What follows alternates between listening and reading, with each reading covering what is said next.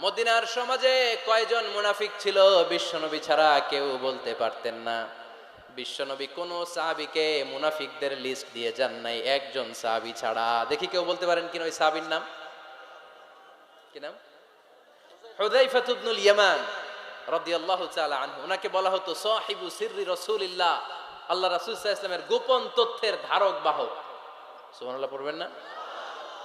বিশ্বনবী ইন্তেকালের আগে মদিনার সমাজে মোট কয়জন মুনাফিক আছে এই তথ্য আবু বকরকে বলেন নাই, ওমর রাদিয়াল্লাহু তাআলা আনহুকে বলেন নাই, উসমান রাদিয়াল্লাহু তাআলা আনহু, আলী রাদিয়াল্লাহু তাআলা আনহু, আশারাতুল মুবাশশিরিন বিল জান্নাহ কোন সাহাবীকে বলেন নাই। শুধুমাত্র কেবলমাত্র একমাত্র হুযায়ফা ইবনুল ইয়ামান রাদিয়াল্লাহু তাআলা আনহুর কাছে মুনাফিকদের লিস্টে বিশ্বনবী দিয়ে গিয়েছেন।